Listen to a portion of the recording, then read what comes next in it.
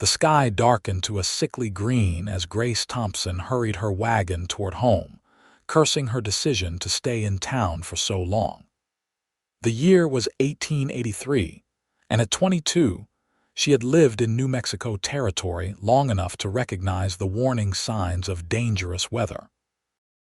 The horses sensed it too, tossing their heads nervously as she urged them faster along the dusty road that led to her small homestead outside Cimarron. The wind had picked up considerably in the last 10 minutes, carrying with it the acrid scent of rain and electricity. Grace clutched her bonnet tighter, squinting at the horizon where dark clouds churned and twisted like a pot of boiling water. She was still a good 3 miles from home when the first fat raindrops pelted the wagon. "Come on, boys," she called to her team, snapping the reins with more urgency. The wagon wheels bounced over the rutted trail, jostling her wooden crate of supplies. She had promised her ailing father she would be back before the storm hit. Now it seemed that promise would be broken. A mile away, Garrett Gibson rode hard toward his ranch, his cattle safely corralled hours earlier when he'd first spotted the brewing storm. At 30, Garrett was a respected rancher who had built his spread from nothing after arriving in New Mexico 5 years earlier. The locals called him a loner, but he preferred the term self-sufficient. He just crested the hill when he saw the distant wagon racing toward the Thompson homestead. Even from this distance, he recognized Grace's chestnut team. His stomach knotted with worry she'd never make it home in time. "Damn fool woman," he muttered, turning his horse toward her. The wind nearly tore the words from his mouth as he pressed his hat more firmly onto his head. He'd spoken to Grace exactly twice in town, finding her stubborn and too independent for her own good. But no one deserved to be caught in what was brewing. The sky had turned an even more menacing shade of green, and the clouds now rotated slowly. Garrett had seen a tornado once before in Texas, and he recognized the signs. This wasn't just a storm, it was potentially deadly. Grace saw the rider approaching and recognized Garrett Gibson's imposing figure. The taciturn rancher rarely spoke more than 2 words to anyone in town, but now he was racing toward her, waving his arm urgently. Before she could wonder why, she heard it a roaring sound like 1,000 freight trains bearing down on her. She turned to look over her shoulder and her blood ran cold. A massive funnel cloud had touched down behind her, chewing up earth and vegetation as it skipped along the prairie. It was heading straight for her. "Abandon the wagon," Garrett shouted as he drew alongside her. "It's coming this way." "I can't," Grace cried, panic rising in her throat. "My father's medicine is in that crate." Garrett cursed as he assessed their options. The tornado was moving too quickly, and there was no shelter in sight except for a shallow ravine about a 1/4 mile east. The ravine. "Head for the ravine," he shouted, pointing. Grace yanked hard on the reins, turning the team. The horses, white-eyed with terror, bolted in the direction Garrett indicated. The wind was so strong now that it nearly lifted the wagon off its wheels. Rain slashed at them horizontally, stinging their faces like needles. They were almost to the ravine when the full force of the storm hit. A terrible cracking sound split the air as a lightning bolt struck a cottonwood tree ahead of them. The horses reared in terror, and Grace was thrown from her seat, landing hard on the ground. The wagon careened sideways, tipping over with a splintering crash. Garrett flung himself from his horse and lunged toward Grace, but the wind slammed into him with the force of a charging bull. He clawed his way forward on hands and knees as the roar of the tornado grew deafening.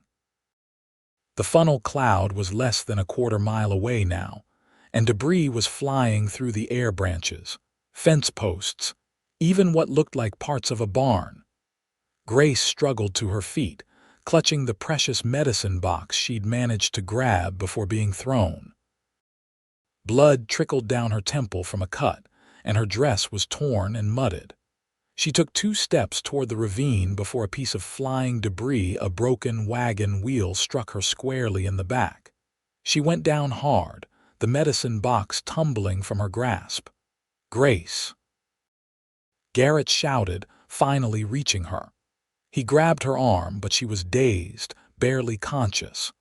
The tornado was bearing down on them, and there was no time to reach the ravine. In desperation, Garrett rolled Grace beneath the overturned wagon, shielding her body with his own as the world around them disintegrated into chaos. The sound was indescribable, a howling, shrieking maelstrom of destruction. The wagon shuddered and lifted several inches before slamming back down. Garrett held onto Grace with all his strength, his face pressed close to hers as she slowly regained consciousness. "Mr. Gibson," she murmured in confusion. "Stay still," he ordered, his voice barely audible above the din. "It'll pass soon." For what seemed like an eternity, they lay together as the tornado raged around them. Garrett could feel Grace trembling beneath him, her breath coming in short, frightened gasps. Despite the terror of the moment, he couldn't help noticing the softness of her skin, the delicate curve of her jaw, the scent of lavender still clinging to her hair despite the rain and mud. And then, as suddenly as it had arrived, the tornado moved on. The roaring diminished, the wagon stopped shaking, and the world grew eerily quiet except for the soft patter of diminishing rainfall. Garrett cautiously lifted his head. The landscape had been transformed, trees uprooted, the road obliterated, debris scattered in every direction. Grace's team of horses was nowhere to be seen, likely having broken free and run off in terror. "Is it over?" Grace whispered, her blue eyes wide with shock. "The tornado's passed," Garrett confirmed, easing himself off her. "Are you hurt?" Grace attempted to sit up but cried out in pain. "My back and my ankle. I think it might be broken." Garrett gently examined her. The ankle was already swelling, but what concerned him more was the bruising along her back where the wagon wheel had struck her. Such injuries could be dangerous. "The medicine," Grace suddenly remembered, struggling to look around. "For my father, I'll find it," Garrett promised, though he doubted the small wooden box had survived the tornado's fury. He crawled out from under the wagon and surveyed the devastation. It was worse than he'd thought. The Thompson homestead, visible in the distance, appeared to have taken a direct hit. The roof was gone and one wall had collapsed entirely. His heart sank as he realized what this meant. Even if Grace's father had survived, she couldn't return there tonight. His own ranch house, 3 miles in the opposite direction, appeared intact, though he couldn't see the condition of his outbuildings from this vantage point. Making a quick decision, Garrett returned to Grace. "I need to get you to safety and have a doctor look at those injuries," he said, keeping his voice steady despite his growing worry about her father. "My ranch is closest, but my father, I'll ride to check on him as soon as you're settled," Garrett promised. "Can you move at all?" Grace tried again to sit up, gritting her teeth against the pain. Garrett helped her, noticing how she leaned into his support. "My horse bolted," he said, scanning the horizon. "And your team's gone too." "What are we going to do?" Grace asked, her voice small with pain and fear. "I'm going to carry you," Garrett said simply. "It's 3 miles to my place. We can make it before dark if we start now." Grace started to protest, but stopped when she tried to put weight on her injured ankle. She paled visibly, swaying against him. "There's no other choice," Garrett said gently. "I promise I'll be as careful as I can." After a moment's hesitation, Grace nodded. Garrett gathered her into his arms, trying to position her so that her injured back had the least pressure. She was lighter than he expected, and she fit against his chest in a way that felt oddly right. "I'll look for the medicine box as we go," he promised. To his surprise, Grace shook her head. It doesn't matter now. If the homestead is as damaged as you say, we'll need a doctor for father anyway. Her practicality in the face of disaster impressed him. Most women of his acquaintance would have been hysterical by now. They set off slowly across the ravaged landscape. The going was difficult, with Garrett having to pick his way carefully around debris and newly formed mud holes. Grace remained silent, except for the occasional sharp intake of breath when he jostled her accidentally. "Tell me about your father," Garrett said after a while, partly to distract her from the pain and partly because he realized he knew very little about the Thompsons despite their being his nearest neighbors. "He has consumption," Grace replied, her voice tight. "We came out here from Pennsylvania 3 years ago, hoping the dry air would help his lungs. It did for a while, but this past winter was hard on him." She paused, catching her breath as Garrett stepped over a fallen tree limb. "Mother died when I was 15. It's just been father and me since then. No brothers or sisters, 2 brothers. Both died in the war," Garrett nodded, understanding the weight of her responsibility. "You've been running the homestead alone. Father helps when he can," she said defensively. "And we hire hands for planting and harvest." "I wasn't criticizing," Garrett said quickly. "I'm impressed. It's not easy making a go of it out here, even for a healthy man." Grace studied his face as if trying to determine his sincerity. Whatever she saw must have satisfied her, because she relaxed slightly in his arms. "What about you, Mr. Gibson? You came from Texas, I believe." "Garrett," he corrected. "And yes, I had a small spread near Austin. Sold it after my wife died and came here to start fresh." "I'm sorry," Grace said softly. "I didn't know you were widowed." 5 years now," Garrett said, surprised at how easy it was to talk about it. "Caroline caught typhoid. It was quick, at least." They fell silent again, each contemplating loss. The sun was beginning to set, painting the storm-washed sky in brilliant hues of orange and pink. Despite the beauty, Garrett quickened his pace. Night would fall rapidly, and he wanted to reach the safety of his ranch before darkness made travel even more hazardous. "Look," Grace said suddenly, pointing. "Isn't that your horse?" Sure enough, Garrett's bay gelding was grazing calmly about 50 yards away, apparently having decided that the excitement was over. "That's Samson," Garrett confirmed with relief. "He doesn't spook for long." He carefully set Grace down, propping her against a boulder. "Wait here. This will make our journey much easier." He approached Samson slowly, speaking in low, soothing tones. The horse raised his head, nickered softly in recognition, and allowed Garrett to take hold of his reins. "Good boy," Garrett murmured, checking the horse for injuries. Finding none, he led Samson back to where Grace waited. "This changes things. I can get you to the ranch much faster now and then ride immediately to check on your father." Grace nodded gratefully, her face pale with pain and exhaustion. Garrett lifted her onto Samson's back, then mounted behind her, cradling her carefully against his chest. "Lean back against me," he instructed. "I'll keep you steady." Grace hesitated only briefly before allowing herself to relax against him. The warmth of her body against his was distracting, but Garrett forced himself to focus on the task at hand. They set off at a gentle pace, Samson picking his way carefully over the debris-strewn ground.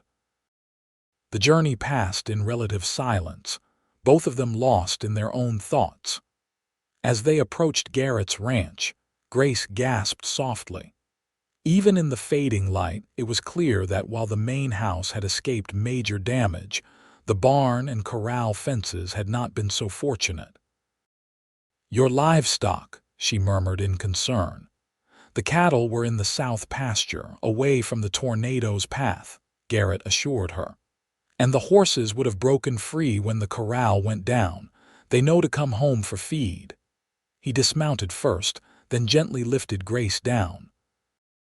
She swayed against him, clearly at the end of her endurance. "Let's get you inside," he said softly. "Then I'll ride to your place." The ranch house was a modest but sturdy structure, built of thick adobe walls that had withstood the tornado's fury. Inside, evidence of the storm's passage was minimal: a few items knocked from shelves, a window shutter torn loose.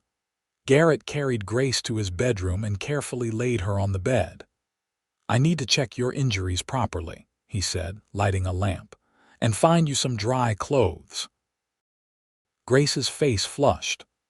"Mr. Gibson, Garrett, I cannot. You'll catch your death in those wet clothes," he said practically. "I have a spare shirt and trousers that might do until your things dry.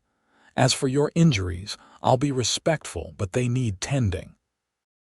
After a moment's hesitation, Grace nodded. "You're right, of course, but please check on my father first. I'll manage." Garrett was torn. His instinct was to ensure Grace was comfortable and her injuries properly treated, but he understood her concern for her father. "I'll compromise," he said finally. "I'll help you change and check your ankle, then ride to your homestead immediately. The full examination of your back can wait until I return." This seemed to satisfy Grace. Garrett found a clean shirt and a pair of trousers that had shrunk in washing, then tactfully turned his back while Grace struggled out of her torn and muddy dress. He heard her gasp in pain several times, but she managed the task. "You can turn around now," she said finally, her voice strained. Garrett turned to find her sitting on the edge of the bed, swimming in his clothes. The sight of her in his shirt, her honey blonde hair falling in damp waves around her shoulders, created a strange tightening in his chest. He pushed the feeling aside and knelt to examine her ankle. It was badly swollen but didn't appear to be broken. "A severe sprain," he diagnosed, wrapping it carefully with a strip of clean cotton. "You'll need to stay off it for several days." "Thank you," Grace said, wincing as he secured the bandage. "Now please go check on my father." "I'll be fine until you return." Garrett hesitated, reluctant to leave her. "Are you sure? I could make you some tea first, or—" "Go," Grace insisted, her blue eyes filling with tears she was clearly determined not to shed. "Please." Garrett nodded, respecting her courage. He made sure the lamp was filled with enough oil to last until his return, left a cup of water within her reach, and placed his revolver on the bedside table. "Just in case," he said in response to her questioning look. "I don't expect trouble, but it's better to be prepared." With a last concerned glance at Grace, Garrett headed out. The night had fully fallen now, but a nearly full moon provided enough light to travel by.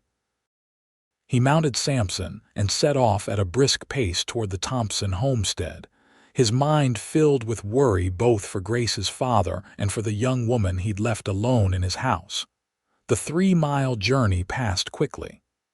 As Garrett approached the Thompson place, his heart sank. The damage was even worse than he'd thought. The small house had been nearly demolished, with only one wall still fully standing. The barn was completely gone. "Mr. Thompson," Garrett called, dismounting and approaching the ruins cautiously. "Mr. Thompson, can you hear me?" Only silence answered him. Garrett lit a lantern he'd brought and began carefully searching through the wreckage. It didn't take long to find what he was looking for and what he had dreaded. Benjamin Thompson lay beneath a fallen roof beam, his body partially covered by debris. There was no need to check for signs of life. The unnatural angle of his neck told the story clearly enough. The old man had died instantly when the tornado hit, likely never knowing what had happened. Garrett removed his hat and stood in silence for a moment, respecting the dead. Then he carefully extricated Mr. Thompson's body from the wreckage and covered it with a blanket he found amid the debris. The burial would have to wait until morning. As he worked, Garrett considered how to break the news to Grace. She had already lost so much in her young life. To lose her father and her home on the same day seemed an unbearable burden for anyone to bear. He searched the ruins for any salvageable possessions, knowing Grace would want whatever could be saved. He managed to find a small wooden chest that had survived intact, containing what appeared to be personal items, letters, a daguerreotype of a woman who must have been Grace's mother, and a few pieces of simple jewelry. He secured these to his saddle, along with a Bible he found and a bundle of relatively undamaged clothing. With a heavy heart, Garrett mounted Thompson for the return journey. The moon had risen higher now, bathing the landscape in silver light that softened the devastation wrought by the tornado. Despite the beauty of the night, Garrett could find no peace as he rehearsed in his mind the words he would use to tell Grace she was now alone in the world. Halfway back to his ranch, Garrett spotted something glinting in the moonlight. He dismounted to investigate and was astonished to find Grace's medicine box, its contents remarkably intact despite having been carried over half a mile by the tornado. He added this to his collection of salvaged items, thinking bitterly of the irony that the medicine had survived while the man it was intended for had not. When Garrett arrived back at his ranch, he found several of his horses had indeed returned to the remnants of the corral. He took a moment to check them for injuries and ensure they had access to water before heading into the house. "Grace," he called softly as he entered. There was no response from the bedroom. Concerned, Garrett hurried to the doorway, only to find Grace sound asleep, her face peaceful in the gentle light of the lamp he had left burning. Unwilling to wake her with the devastating news, Garrett quietly set down the items he had recovered and retreated to his parlor. He built up the fire, poured himself a small measure of whiskey, and settled in an armchair to wait for morning, knowing that with dawn would come the hardest conversation of his life. Grace awoke slowly, momentarily disoriented by the unfamiliar surroundings. Pain throbbed in her ankle and back, bringing with it the memory of the tornado and Garrett Gibson carrying her to safety. She glanced around the bedroom, noting the simple but sturdy furniture and the few personal touches: a book on the bedside table, a handsome quilt that looked handmade, a pair of silver spurs hanging from a hook on the wall. Sunlight streamed through the window, indicating it was well past dawn. Grace attempted to sit up and gasped at the sharp pain in her back. The movement must have been audible, because almost immediately she heard footsteps approaching. Garrett appeared in the doorway, his expression grave. He looked as though he hadn't slept, with dark circles under his eyes and a day's growth of beard shadowing his jaw. "You're awake," he said softly. "How are you feeling?" "Sore," Grace admitted. "But I'll manage. Did you find my father? Is he all right?" The hesitation before Garrett spoke told her everything. Grace felt her heart constrict painfully as she waited for the words she already knew were coming. "I'm so sorry, Grace," Garrett said, crossing the room to sit on the edge of the bed. "Your father didn't survive the tornado. The house took a direct hit. He wouldn't have suffered, it would have been instant." Despite having braced herself for the news, Grace felt as though she'd been struck a physical blow. She closed her eyes, fighting against the wave of grief that threatened to engulf her. I knew it must be bad when you didn't bring him back with you," she whispered, her voice breaking. "But I had hoped." Garrett reached out tentatively and took her hand in his. "I brought what I could salvage from the house," he said. "Not much, I'm afraid, but there's a chest with some personal items, and I found the medicine box remarkably intact." Grace nodded, unable to speak as tears slipped down her cheeks. Garrett sat quietly beside her, his strong hand holding hers, offering silent support as she grieved. After a while, Grace wiped her eyes and looked up at him. "Thank you for checking on him," she said, "and for bringing back what you could." We'll need to bury him today, Garrett said gently. I can take care of it if you're not up to it. No, Grace said firmly, though her voice still trembled. I need to be there. I need to say goodbye properly. Garrett nodded, understanding. We'll go when you're ready. I've already built a coffin and prepared a place on the hill behind your homestead. It has a good view of the mountains. Grace was touched by this thoughtfulness. He would like that. He always loved the mountains. She hesitated. After the burial, I'll need to consider what to do next. I can't impose on your hospitality for long. You're not imposing, Garrett said quickly. You need time to heal both your body and your heart. Stay as long as you need to. That's very kind, but I have no claim on your kindness, Mr. Gibson. Garrett, he corrected gently, and you have every claim. I couldn't leave you alone with no shelter and no means of support, especially while you're injured. Grace wanted to protest further but found she lacked the strength. The reality of her situation was beginning to sink in. She was alone, homeless, and injured, with few resources to rebuild. Let me help you get dressed, Garrett said, changing the subject. I found some of your clothes that survived the tornado. He helped her into a simple cotton dress, averting his eyes respectfully as she changed. The task was made difficult by her injuries, and by the time she was dressed, Grace was pale and sweating from the effort. Are you sure you're up to this today?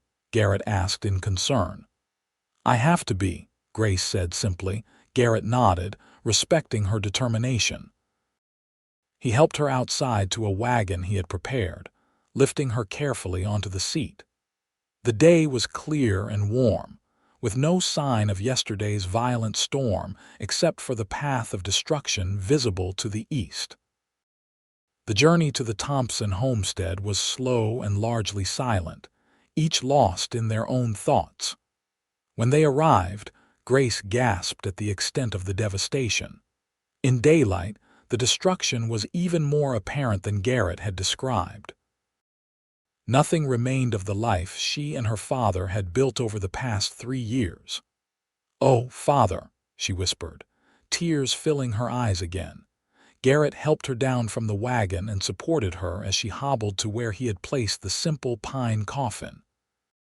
Benjamin Thompson's body had been cleaned and laid out respectfully, dressed in the best clothes that had survived the tornado. Grace stood for a long moment, looking down at her father's peaceful face. Then she began to sing softly, a hymn that Garrett recognized from Sunday services in town. Her voice, though choked with tears, was clear and sweet in the morning air. When she finished, Garrett read a passage from the Bible he had recovered. Then, with Grace's nod of permission, he sealed the coffin and lowered it into the grave he had dug earlier that morning. "Would you like to say anything else?" he asked gently. Grace shook her head, unable to speak. Garrett began filling in the grave, the rhythm of the shovel striking earth the only sound in the silent landscape. When he had finished, he fashioned a simple cross from 2 pieces of lumber and placed it at the head of the grave. "I'll carve a proper marker when we return to the ranch," he promised. Grace nodded gratefully. "He was a good father," she said finally, her voice barely above a whisper. "He gave up everything to bring me out here when the doctor said it might improve his health, and for a while it did. He was happy here. He raised a remarkable daughter," Garrett said sincerely. "He would be proud of your strength." Grace looked up at him, really seeing him for the first time that day. His face was lined with fatigue and concern, but his eyes held nothing but compassion. "Why are you doing all this?" she asked. "You barely know me." Garrett considered the question seriously. "Out here we look after each other," he said finally. "It's how we survive, but more than that." He paused, searching for the right words. "I admire your courage, Grace. From the moment I saw you trying to outrun that tornado to save your father's medicine, I knew you were someone special." The simple honesty of his words touched Grace deeply. She reached out and squeezed his hand. Thank you for everything." They stood together for a few minutes more, paying their silent respects. Then Garrett helped Grace back to the wagon for the return journey. "We should stop in town," Grace said as they traveled. "I need to inform Reverend Wilson about Father's passing, and I should speak with Mr. Parker at the bank about our situation." Garrett nodded. "We can do that, but are you sure you're up to it today?" Grace straightened her shoulders despite the pain. "It needs to be done, and the sooner I understand my financial situation, the sooner I can make plans." Cimarron was buzzing with activity when they arrived. News of the tornado had spread, and townspeople were gathered in small groups, discussing the damage and organizing relief efforts for affected families. "Miss Thompson, Mr. Gibson," Reverend Wilson called, hurrying over as they pulled up in front of the small church. "We've been so worried." Several families were hit hard by the storm. Grace nodded sadly. "My father didn't survive," she said, her composure remarkable given the circumstances. "Mr. Gibson has already seen to his burial." The Reverend's face fell. "I am so sorry for your loss, my dear. Benjamin was a good man." "Thank you, Reverend," Grace said. "Would you be willing to say a proper service this Sunday? I know it's not the usual way with the burial already done, but I think Father would appreciate it." "Of course," Reverend Wilson assured her. "We'll honor him properly." He turned to Garrett. "And where is Miss Thompson staying now? Her homestead must be destroyed if it was in the tornado's path." "She's staying with me until she recovers from her injuries," Garrett said, his tone challenging anyone to find fault with the arrangement. The Reverend's eyebrows rose slightly, but he nodded. "Very Christian of you, Mr. Gibson, though perhaps Mrs. Whittaker might be a more suitable host for a young, unmarried woman." Before Garrett could respond, Grace spoke up. "Mr. Gibson saved my life, Reverend, and I'm in no condition to be moved again at present. I assure you propriety will be maintained." The Reverend seemed about to argue but thought better of it. "Of course, my dear, these are unusual circumstances. Now, is there anything the church can do to help?" While Grace spoke with Reverend Wilson about the Sunday service, Garrett spotted the town doctor emerging from the general store. "Dr. Harris," he called, waving the man over. "Could you spare a moment to look at Miss Thompson? She was injured in the tornado yesterday, Doctor." Harris, a thin man with spectacles and a perpetually worried expression, hurried over. Of course. I've been attending to injuries since dawn. Terrible business, this storm." Garrett explained Grace's injuries as the doctor examined her ankle and back. "The ankle is a bad sprain, as you thought," Dr. Harris confirmed. "Keep it wrapped and stay off it as much as possible for at least a week. The back concerns me more. There's significant bruising along the spine. No riding or heavy lifting for at least 2 weeks. If the pain worsens or you develop numbness in your legs, send for me immediately." Grace nodded, accepting the doctor's instructions with the same quiet dignity she had shown throughout the ordeal. After paying Dr. Harris his fee, Garrett helped Grace back into the wagon. "The bank next?" he asked. Grace nodded, her face pale with exhaustion but her determination unwavering.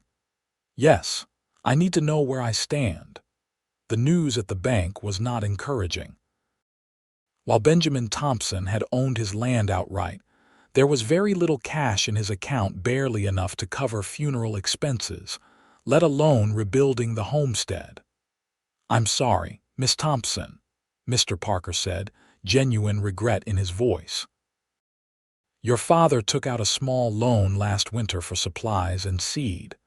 With his passing, the debt comes due immediately. Once that's settled, there will be very little left." Grace absorbed this news with outward calm, though Garrett could see her hands trembling slightly in her lap. "I see," she said finally.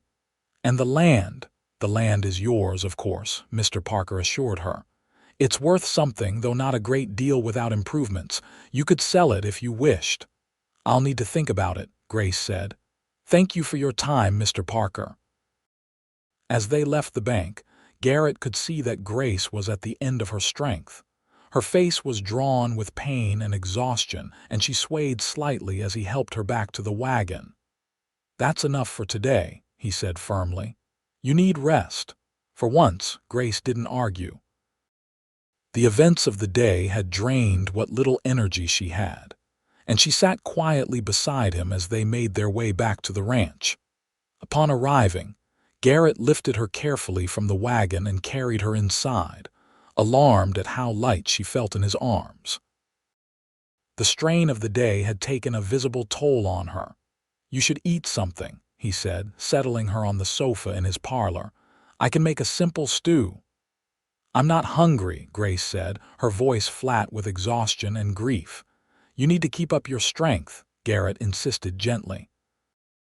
Just a little. Grace looked up at him, seeing the genuine concern in his eyes.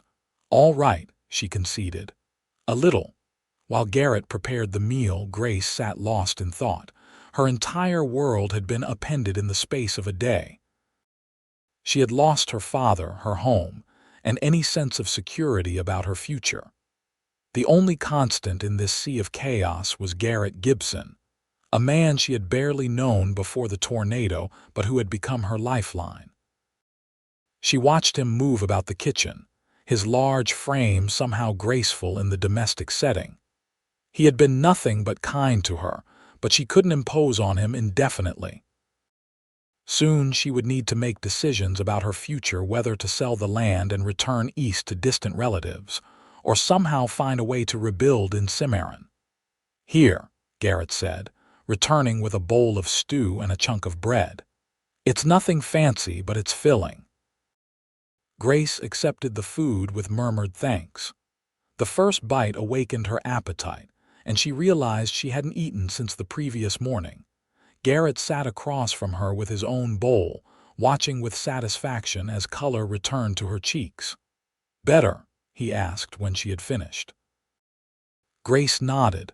Thank you for everything, Garrett. I don't know what I would have done without your help. You'd have managed, he said with conviction. You're stronger than you know, but I'm glad I was there. A comfortable silence fell between them as Garrett built up the fire against the evening chill. Outside, the sun was setting in a blaze of color far more peaceful than the previous day's greenish sky. What will you do now? Garrett asked finally, voicing the question that had been on both their minds. Grace sighed. I honestly don't know. I have some distant cousins in Philadelphia, but we haven't corresponded in years. I could write to them, I suppose. Is that what you want, to return east? Grace considered the question seriously. No, she said after a moment. I've come to love it here despite the hardships. There's a freedom in the West that I never knew back east. But I'm not sure I can rebuild alone, especially with so little money. Garrett nodded, understanding her dilemma. You don't have to decide tonight. Take time to heal and grieve. The right path will become clear. Grace smiled faintly, appreciating his wisdom. You're right, of course. She yawned, unable to suppress her exhaustion any longer. You should sleep, Garrett said, rising to help her to the bedroom. Tomorrow will be soon enough to worry about the future. With gentle hands, he supported her as she limped to the bedroom. At the door, Grace paused, suddenly aware of the awkwardness of their situation. Where will you sleep? She asked. The sofa is comfortable enough, Garrett assured her. I've slept in far worse places during my cattle drives. Grace nodded, relieved and oddly disappointed at the same time. Good night then, Garrett, and thank you again. Good night, Grace, he replied softly. Sleep well. As Grace settled into bed, she realized that, despite the devastating losses of the day, she felt oddly secure. Garrett Gibson might be a near stranger, but something about his quiet strength and unwavering support made her feel safer than she had in years. With that comforting thought, she drifted into a deep, exhausted sleep. In the parlor, Garrett sat before the dying fire, turning over in his mind the events of the past 2 days. He had always considered himself a loner, content with his solitary life after Caroline's death. Yet having Grace in his house felt strangely right, as if a missing piece had been restored to his life. The thought unsettled him. Grace Thompson was vulnerable right now, grieving and injured. The last thing she needed was unwanted attention from the man sheltering her. Besides, she would likely return east once she had recovered. It would be foolish to develop feelings that could only lead to more heartache. With that stern admonition to himself, Garrett stretched out on the sofa and tried to sleep. But his dreams were filled with the memory of Grace in his arms as he carried her through the storm-ravaged landscape, her honey blonde hair brushing against his cheek, her blue eyes looking up at him with trust and gratitude. The next week passed in a rhythm that gradually became familiar to both of them.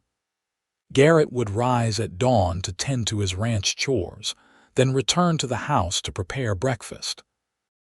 Grace, frustrated by her enforced inactivity, insisted on helping with the cooking and mending as her strength returned. They attended the memorial service for Benjamin Thompson on Sunday, where Grace was touched by the turnout from the community. Many of Cimarron's residents came to pay their respects, and several of the women approached Grace with offers of assistance. "You must come stay with us when you're feeling stronger," Mrs. Whittaker insisted. "A young woman shouldn't be alone with a bachelor, no matter how well-intentioned." Grace thanked her politely but made no promises. The truth was, she had grown comfortable in Garrett's home. His quiet presence was soothing, and he seemed to understand when she needed company and when she needed solitude to process her grief. As her injuries healed, Grace ventured outside more, often sitting on the porch while Garrett worked in the corral, rebuilding the fence destroyed by the tornado.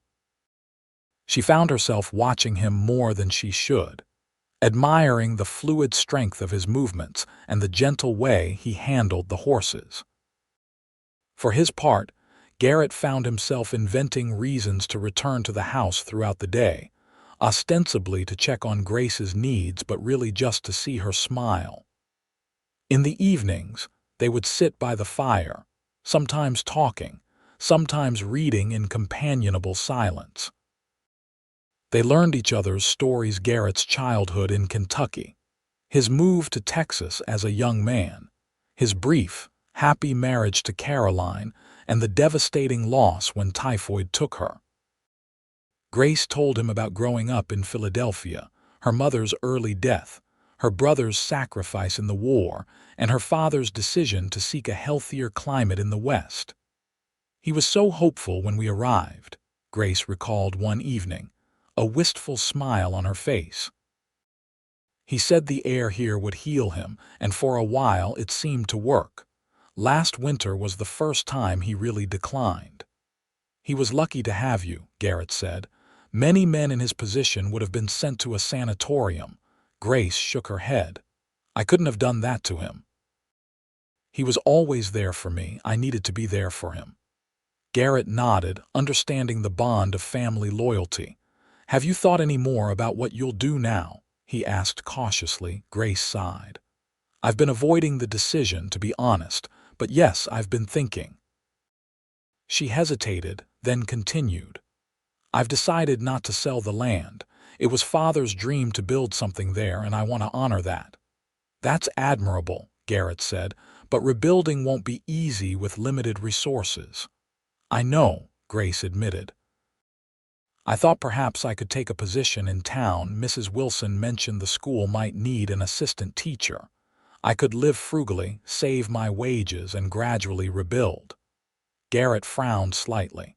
"That would take years. And where would you live in the meantime, Mrs.?"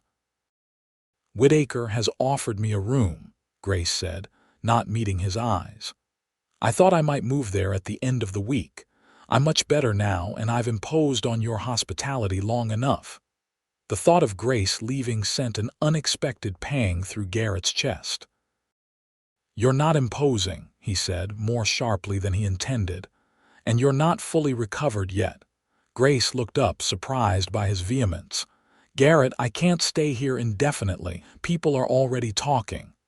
"Let them talk," he said dismissively. "What does it matter what they think?" "It matters to me," Grace said quietly. "My reputation is one of the few things I still possess intact." Garrett ran a hand through his hair, frustrated but knowing she was right. Western society might be more forgiving than Eastern, but there were still limits to what was considered proper. "At least wait until you can walk without pain," he urged. "Another week, perhaps." Grace studied his face, seeing something there that made her heart beat faster. "All right," she agreed softly. "Another week." Satisfied, Garrett nodded and turned the conversation to safer topics. But that night, as he lay on the sofa staring at the ceiling, he admitted to himself what he had been trying to deny. He was falling in love with Grace Thompson. The realization was both exhilarating and terrifying. It had been 5 years since Caroline's death, and he had never expected to feel this way again. But Grace, with her quiet strength, her gentle humor, and her unwavering dignity in the face of adversity, had awakened feelings he thought long buried. The question was, what should he do about it? She was still vulnerable, still grieving. Any declaration now might seem like taking advantage of her situation. And yet, if he said nothing, she would leave, possibly returning east eventually if her rebuilding plans proved too difficult. Garrett tossed restlessly, trying to formulate a plan.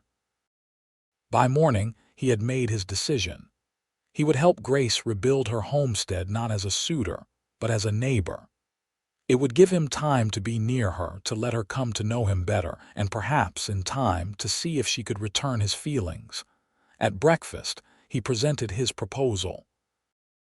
"I've been thinking about your rebuilding plans," he said casually as they ate. "I have some experience with construction, and there's not much to do on the ranch until Roundup. I could help you rebuild just a simple cabin to start with, but enough to let you live on your own land again." Grace looked up, surprise and hope mingling in her expression. "You would do that, but why? You've already done so much." Garrett shrugged, keeping his tone light. "As I said, it's a slow time on the ranch, and neighbors help each other out here. You do the same for me if our situations were reversed." Grace considered his offer, clearly tempted. "I couldn't pay you," she said finally. "Not until I've saved some money." "I'm not asking for payment," Garrett assured her. "Just your help with the work as your ankle allows." "It seems too much to accept," Grace said, hesitating. "Think of it as an investment in a neighbor," Garrett suggested. "A strong community benefits everyone." After a moment more of consideration, Grace nodded. "All right," she agreed. "Thank you, Garrett. I don't know how I'll ever repay your kindness." "No repayment necessary," he said, rising to clear the breakfast dishes before she could see the depth of feeling in his eyes. "We'll start planning today." Over the next several days, they worked together to design a simple cabin that could be built quickly with the limited materials available. Garrett rode to town to arrange for lumber and supplies, using his own credit at the general store when Grace's meager funds proved insufficient. "You can repay me when you're able," he insisted when she protested. "Or consider it an advance on your help with the fall roundup. I'll need an extra hand then." Grace raised an eyebrow at this. "You want me to help with the roundup? I've never worked cattle before." "You're a quick learner," Garrett said with confidence. "And I've seen how you handle those horses of yours. You have a natural way with animals." The compliment brought a blush to Grace's cheeks, and she turned away to hide her pleasure. "We'll see," she said noncommittally. As they worked on the plans, sitting close together at Garrett's kitchen table, he became increasingly aware of her proximity, the faint scent of lavender that somehow clung to her, despite the lack of feminine luxuries. The way her hair caught the lamplight, the delicate curve of her wrist as she sketched ideas for the cabin's layout. For her part, Grace found herself watching Garrett when she thought he wouldn't notice the way his strong hands held a pencil with surprising delicacy, the thoughtful furrow of his brow as he calculated lumber requirements, the rare but transformative smile that would sometimes light his face. By the end of the week, the plans were complete, and the first deliveries of lumber had arrived at the Thompson homestead. The actual construction would begin the following Monday. I should move to Mrs. Whittaker's tomorrow, Grace said as they sat on the porch after dinner, watching the sunset paint the sky in brilliant hues of orange and pink. Now that we're ready to begin building. Garrett had been dreading this moment but knew he couldn't reasonably object further. Her ankle was much improved, and while her back still pained her at times, she was mobile enough to manage on her own. "If that's what you want," he said, keeping his tone neutral. Grace glanced at him, trying to read his expression in the fading light. "It's not a matter of what I want," she said softly. "It's what's proper." "And what do you want, Grace?" Garrett asked, turning to face her directly. The question hung in the air between them, laden with unspoken meaning. Grace's breath caught as she met his intense gaze. I don't know," she admitted finally. "Everything has happened so fast. A month ago my life was simple difficult with father's illness, but I knew my path. Now," she gestured helplessly, "now everything is uncertain." Garrett nodded, understanding. "You need time, I respect that." Grace studied him, her blue eyes searching his face. "What about you, Garrett? What do you want?" It was his turn to hesitate. The truthful answer that he wanted her to stay, not just for now but forever, seemed too much to voice aloud. "I want you to be happy," he said instead, which was also true. "And safe, and to have the future you deserve." A small smile curved Grace's lips. "That's a diplomatic answer." Garrett chuckled softly. "I'm not known for my diplomacy. Ask anyone in town." "No," Grace agreed, her smile widening. "You're known for your honesty, so be honest with me now." Put on the spot, Garrett took a deep breath. "Honestly, I don't want you to leave. Not tomorrow, not next week, not ever." The words came out in a rush, surprising even himself with their intensity. Grace's eyes widened, and for a moment she seemed at a loss for words. "Garrett, you don't need to say anything," he interrupted quickly. "I know it's too soon. You're still grieving, still adjusting to everything that's happened. I shouldn't have spoken." "No," Grace said, reaching out to touch his arm. "I'm glad you did. But you're right, it is too soon. I need time to find my footing in this new reality. Can you understand that?" Garrett covered her hand with his own. "Of course I understand. Take all the time you need. I'll still be here." The promise in his words warmed Grace more than she cared to admit. "Thank you," she said softly, "for understanding, and for everything else." They sat in companionable silence as the last light faded from the sky and the stars began to appear, each lost in thought about the future and the tentative connection growing between them. The next morning, Garrett drove Grace to Mrs. Whittaker's house in town. The widow was a kind, motherly woman who welcomed Grace with genuine warmth. "We'll have you settled in no time, my dear," she assured Grace as Garrett carried in the few possessions Grace had managed to salvage from the tornado. "And don't you worry about a thing. You just focus on getting your strength back." Garrett lingered after bringing in the last bundle, reluctant to leave. "I'll come by tomorrow to take you out to the homestead," he said to Grace. "We can start clearing the site for the new cabin." "I'll be ready," Grace promised. "And Garrett." She hesitated, then stepped closer and placed a gentle kiss on his cheek. "Thank you for everything." The touch of her lips on his skin sent a jolt through Garrett that he struggled not to show. "You're welcome," he managed, his voice rougher than usual. "Until tomorrow." As he rode back to his ranch, Garrett touched the spot where Grace had kissed him, a smile playing at his lips despite the emptiness awaiting him at home. She might need time, but she had given him hope. For now, that was enough. The following weeks fell into a new routine. Each morning, Garrett would arrive in town to collect Grace, and they would spend the day at her homestead, clearing debris and beginning the construction of the simple cabin. Other men from the community often joined them for a day or two, following the Western tradition of helping neighbors in need. Grace worked alongside them as much as her healing injuries allowed, earning respect from the men with her determination and good humor.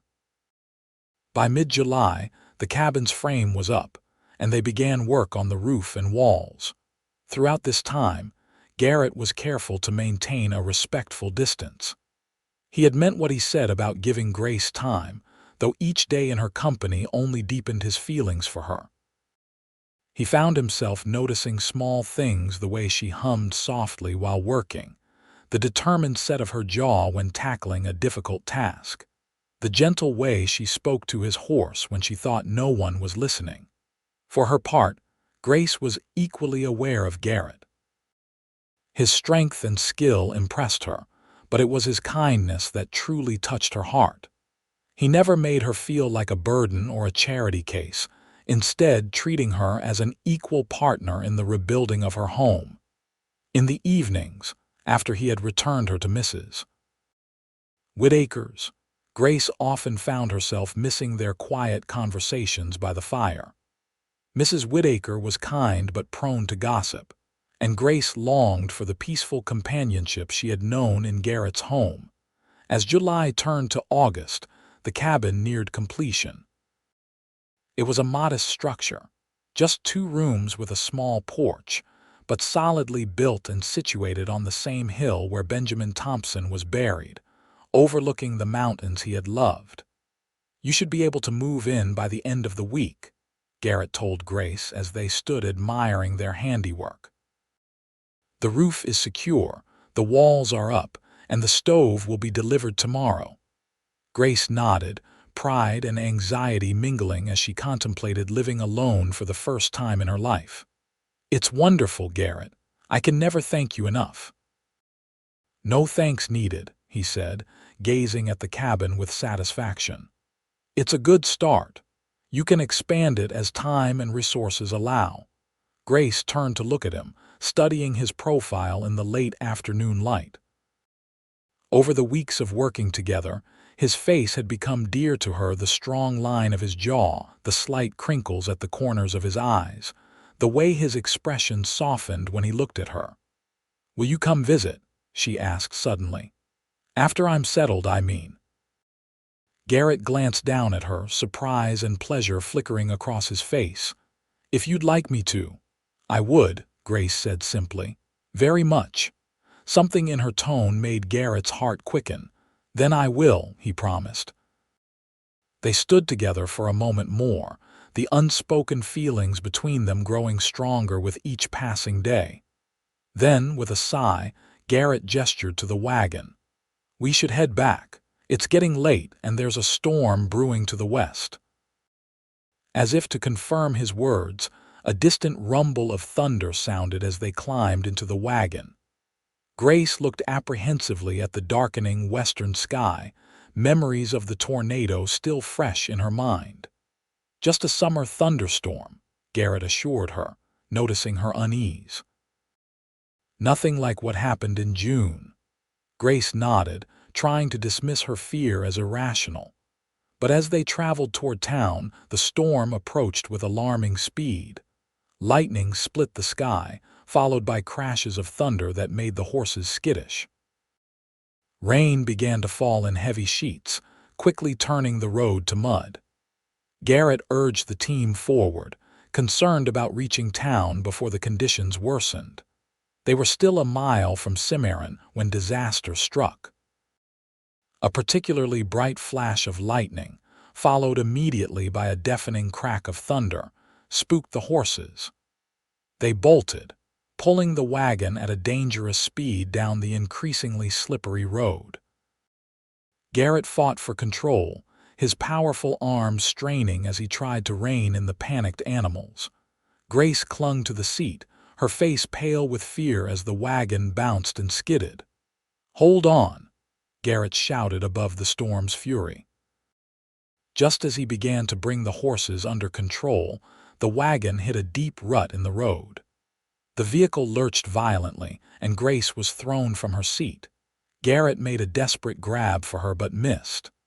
With a scream of terror, Grace tumbled from the wagon into the muddy road. Garrett hauled on the reins with all his strength, finally bringing the team to a halt.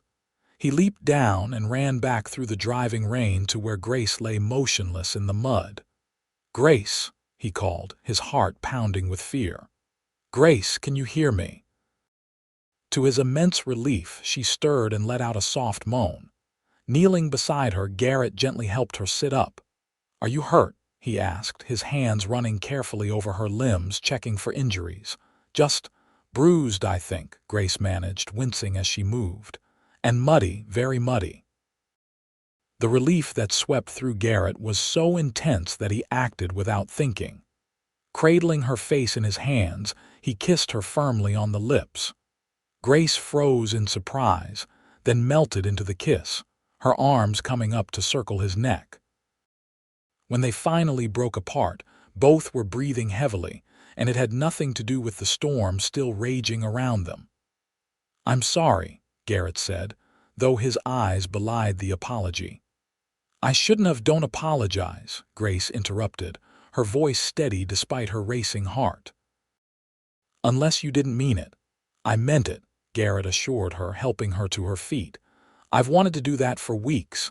Grace smiled up at him, rain streaming down her face. "So have I." The confession hung between them, precious and new. Garrett gently brushed a strand of wet hair from Grace's face. "We should get you out of this storm." Grace nodded, allowing him to help her back to the wagon. The horses had calmed somewhat, though they still twitched nervously at each lightning strike. "We'll never make it to town in this," Garrett decided, eyeing the worsening conditions. "My ranch is closer. We'll go there until the storm passes." Grace agreed without hesitation, and Garrett carefully turned the wagon around. They traveled slowly, Garrett taking no chances with the treacherous road. By the time they reached his ranch, both were soaked to the skin and shivering with cold. Garrett helped Grace down from the wagon and led her quickly into the house. Inside, the familiar surroundings welcomed her, and she realized with a start how much she had missed this place. "You need to get out of those wet clothes," Garrett said practically, stirring the banked fire to life. "I'll find you something dry to wear." He disappeared into the bedroom, returning with a shirt and trousers similar to what she had worn after the tornado. "These should do. I'll take care of the horses while you change." Grateful for his thoughtfulness, Grace waited until he had gone before peeling off her sodden dress and undergarments. She dried herself with a towel Garrett had provided, wincing at the new bruises forming from her fall, then slipped into the borrowed clothes. When Garrett returned, equally drenched, he found Grace standing before the fire, his clothes hanging loosely on her slender frame, her damp hair beginning to curl around her face. The sight of her in his home again, wearing his clothes, stirred emotions he had been trying to keep in check. "Your turn," Grace said softly, gesturing to his wet clothing. "I'll make some coffee while you change." Garrett nodded and retreated to the bedroom. When he emerged in dry clothes, Grace had coffee brewing and was setting out bread and cheese on the kitchen table. "It's not much of a meal," she apologized, "but it's the best I could find on short notice." "It's perfect," Garrett assured her, taking a seat at the table. "Are you sure you're not hurt from the fall? Just some new bruises to join the old ones," Grace said with a wry smile. "Nothing serious." They ate in comfortable silence, listening to the storm still raging outside. Occasional glances and small smiles passed between them, acknowledgement of the barrier that had been broken by that impulsive kiss in the rain. After they had finished eating, Garrett built up the fire further, creating a warm, cozy atmosphere despite the storm. Grace settled on the sofa, and after a moment's hesitation, Garrett joined her, leaving a respectable space between them. "Mrs. Whitaker will be worried," Grace said, glancing toward the window where rain still lashed against the glass. "There's nothing to be done about it tonight," Garrett replied. "The roads will be impassable until morning." Grace nodded, understanding the implication she would have to spend the night. "It seems I'm destined to impose on your hospitality whenever there's a storm," she said lightly. Garrett turned to face her fully. "It's never an imposition, Grace, having you here." He paused, searching for the right words. "It makes this house feel like a home again." The simple honesty of his statement touched Grace deeply. "I've missed being here," she admitted. "Mrs. Whitaker is kind, but it's not the same." "No," Garrett agreed softly. "It's not." A charged silence fell between them, broken only by the crackling of the fire and the steady drumming of rain on the roof. Garrett reached out slowly and took Grace's hand in his thumb tracing small circles on her palm. "I know you said you needed time," he said, his voice low. "And I meant to give it to you. But when I saw you fall from that wagon today, when I thought you might be seriously hurt." He shook his head, unable to complete the thought. "I understand," Grace said. "Life is fragile. Father's death taught me that, and the tornado reinforced the lesson. We never know how much time we have." Garrett nodded, relieved that she understood. "I've been alone for 5 years, Grace. I thought I was content with my solitary life. But then you came along, and suddenly the ranch felt empty without you in it." Grace's heart swelled at his words. "I've been thinking a lot these past weeks about what I want for my future. After Father died, I felt adrift, unsure of my path, but one thing has become increasingly clear." She took a deep breath, gathering her courage. "I don't want to be alone. And when I imagine not being alone, it's your face I see." Garrett's expression transformed with hope and joy. "Are you saying what I think you're saying?" Grace smiled, squeezing his hand. "I'm saying that I care for you, Garrett Gibson. More than I thought possible after such a short acquaintance, and I'd like to see where these feelings might lead us." With a look of wonder, Garrett raised her hand to his lips. "I care for you too, Grace Thompson. More than care, though it might be too soon to say more than that." "We have time," Grace assured him, moving closer on the sofa until their shoulders touched. "No need to rush." Garrett slipped his arm around her, drawing her against his side. The rightness of it, her head resting on his shoulder, his arm around her waist, felt like coming home after a long journey. "What will the good people of Cimarron say when they find out you spent another night under my roof?" Garrett asked, only half joking. Small-town gossip could be merciless. Grace laughed softly. "They'll say all sorts of things, I imagine, but I find I don't care as much as I once did. Life is too short to let others dictate your happiness." "Wise words," Garrett murmured, pressing a kiss to her temple. "Though I'd hate to see your reputation suffer." "My reputation will survive," Grace said confidently. "And if it doesn't—" She looked up at him, her blue eyes dancing with mischief. "Well, there's always a traditional solution to such scandals." Garrett's heart skipped a beat at her implication. "Grace Thompson, are you proposing to me?" "Certainly not," she replied with mock indignation. "That would be most improper. I'm merely stating that should you ever decide to propose to me, I might be favorably inclined to accept." A slow grin spread across Garrett's face. "Is that so? And what if I were to propose now? Would that be too soon?"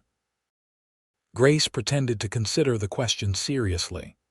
"Perhaps not too soon, but certainly too informal. A lady expects a proper proposal, Mr. Gibson." "I'll keep that in mind," Garrett promised, his eyes warm with affection. "When the time comes." They sat together before the fire for hours, talking, planning, dreaming. The storm outside gradually subsided, but neither noticed, too caught up in the joy of newfound love to pay attention to the weather. When Grace finally began to yawn, Garrett insisted she take the bedroom. "I'm quite comfortable on the sofa," he assured her when she protested. "I've spent many nights there already." Grace accepted with a graceful nod, though part of her wished he would join her. But they both understood that some lines should not be crossed before marriage, regardless of their feelings for each other. At the bedroom door, Garrett kissed her goodnight, a tender, lingering kiss that promised more to come. "Sleep well, Grace," he murmured against her lips. "Good night, Garrett," she replied, her voice husky with emotion. The next morning dawned clear and bright, the storm having blown itself out during the night. Garrett was already up and preparing breakfast when Grace emerged from the bedroom, her borrowed clothes rumpled from sleep but her face radiant. "Good morning," she said, crossing to his side and placing a kiss on his cheek with newfound confidence. "Good morning," he replied, turning to capture her lips in a proper kiss. "Sleep well, better than I have in weeks," Grace admitted. "Though I missed our conversations before bed." Garrett's eyes darkened at her words. "If things go as I hope, we'll have a lifetime of conversations before bed." The promise in his voice made Grace's heart race. "I'd like that," she said softly. They ate breakfast together, then Garrett hitched up the team to take Grace back to town. The roads were muddy but passable, the landscape fresh and clean after the storm. Mrs. Whitaker was indeed worried, and somewhat scandalized when Grace returned wearing Garrett's clothes, her own dress still damp and mudded from the previous day's accident. But her disapproval softened considerably when Garrett formally requested permission to court Grace. "Well, it's about time," the older woman said with surprising approval. "I've been watching you two make eyes at each other for weeks. Just see that things remain proper until the wedding." Grace blushed at the presumption of a wedding, but Garrett merely smiled and promised to observe all the proprieties. Over the next few weeks, as Grace's cabin was completed and furnished with basics, their courtship proceeded with the blessing of the community. Garrett came to dinner at Mrs. Whitaker's 3 times a week, and on Sundays, he escorted Grace to church, where they sat together in the same pew, causing knowing smiles among the congregation. When the cabin was finally ready for occupation, Grace moved in with the help of several townswomen, including Mrs. Whitaker. The simple structure felt like a palace to Grace after the cramped guest room at the widow's house. "It's a fine start," Garrett said when he came to visit her first evening in her new home, "but it could use some expansion in the future." "Oh," Grace asked, serving him coffee on her small porch as they watched the sunset. "What did you have in mind?" "Another bedroom or two," Garrett suggested casually. "A larger kitchen, a proper parlor." Grace smiled, understanding his meaning. "Thinking of the future, Mr. Gibson." "Always, Miss Thompson," he replied, his expression serious despite the lightness of their banter. "Which brings me to something I've been wanting to discuss with you." Grace's heart began to race as Garrett set aside his coffee cup and took her hands in his. "Yes," she prompted when he hesitated. Garrett took a deep breath. "I had planned a more elaborate proposal, a picnic by the river, perhaps, or dinner in Santa Fe. But sitting here on the porch of the home we built together, I can't think of a more perfect moment." He slipped from his chair to one knee before her, still holding her hands. "Grace Thompson, these past months have shown me what I was missing in my life. Your strength, your kindness, your unwavering spirit in the face of adversity, all of it has captured my heart completely. I know it hasn't been long, but when something is right, you just know it." He reached into his pocket and withdrew a small ring with a modest diamond. "Will you do me the great honor of becoming my wife?"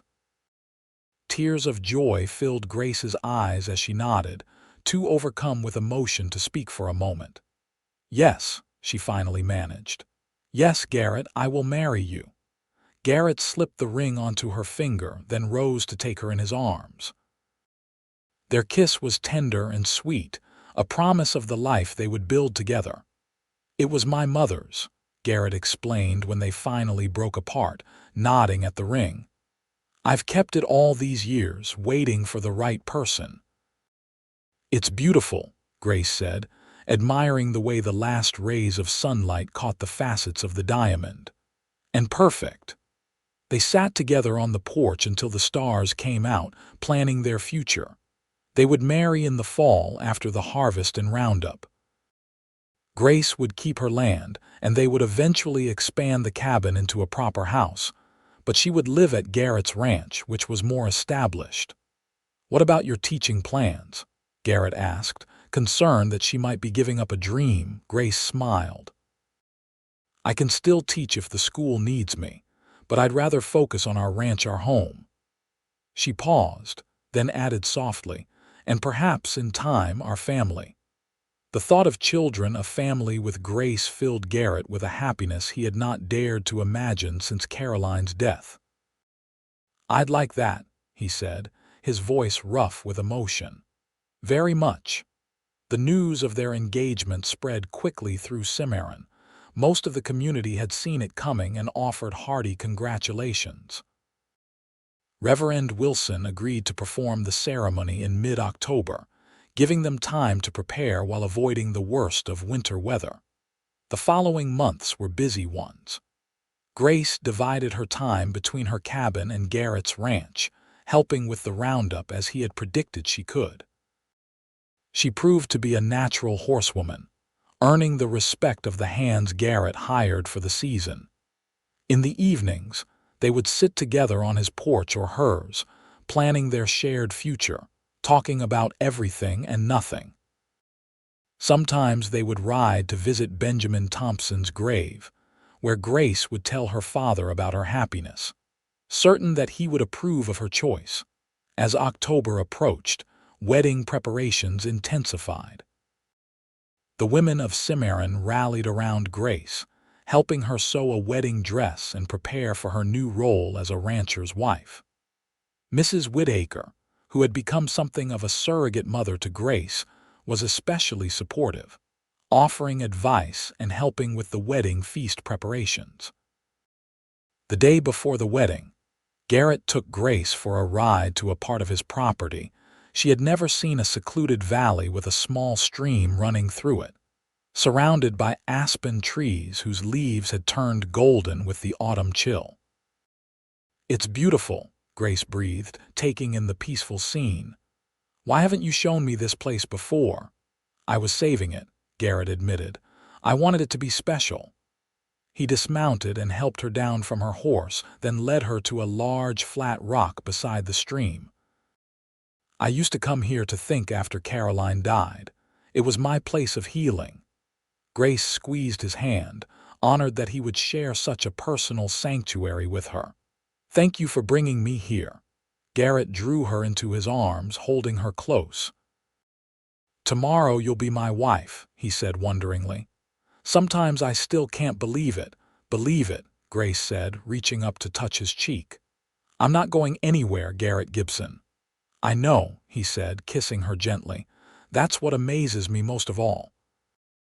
They stayed in the valley until the sun began to set, talking about their hopes and dreams for their future together. As they rode back to town, where tradition dictated Grace would spend her last night as a single woman at Mrs. Whitaker's, both felt a sense of rightness and anticipation for the day to come. The wedding day dawned clear and crisp, a perfect October morning. Grace dressed in the simple but elegant gown she and the townswomen had created, a confection of ivory satin with lace at the collar and cuffs. Mrs. Whitaker arranged her honey blonde hair in a sophisticated twist, adorned with small white flowers. "You look beautiful, my dear," the older woman said, tears in her eyes. "Your father would be so proud." Grace smiled, touching the locket around her neck that contained a small photograph of her parents. "I think he would, and I think he would approve of Garrett." "Of course he would," Mrs. Whittaker said firmly. "Any father would be pleased to see his daughter so well matched." "Garrett Gibson is a good man." "The best," Grace agreed softly. The small church was filled to capacity with the citizens of Cimarron, all eager to witness the union of two people who had become dear to the community.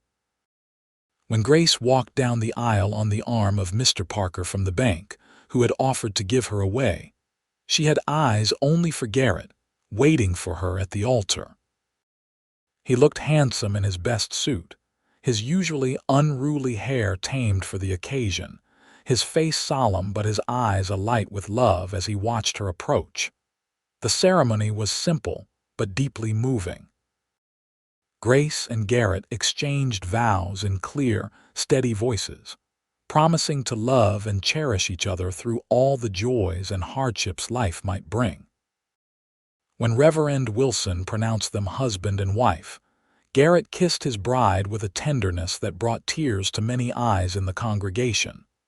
The celebration afterward was jubilant, with music, dancing, and a feast that showcased the best of what the community could offer. As evening fell, the newlyweds slipped away, riding to Garrett's ranch, now their ranch, to begin their life together. In the privacy of their bedroom, lit only by moonlight and a single lamp, Garrett took Grace in his arms with reverent care. "My wife," he murmured against her hair, the words still new and wondrous. "My husband," Grace replied, raising her face for his kiss. "Forever."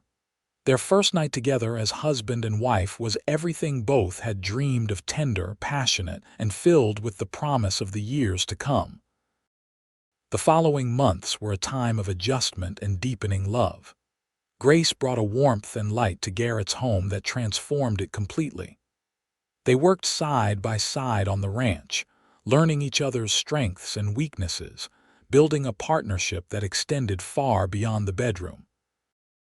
At Christmas, they hosted a dinner for the friends who had become like family to them: Mrs. Whittaker, Reverend and Mrs. Wilson, Dr. Harris, and several others from the community.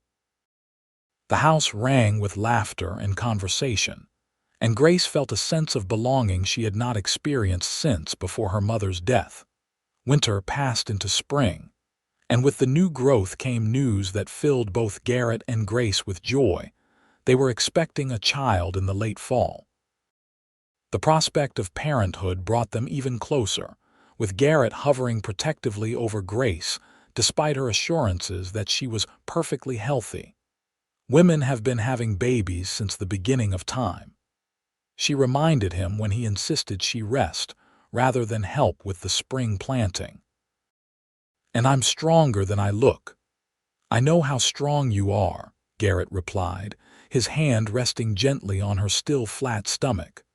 "I just don't want to take any chances with you or our child." Grace covered his hand with her own, understanding his concern.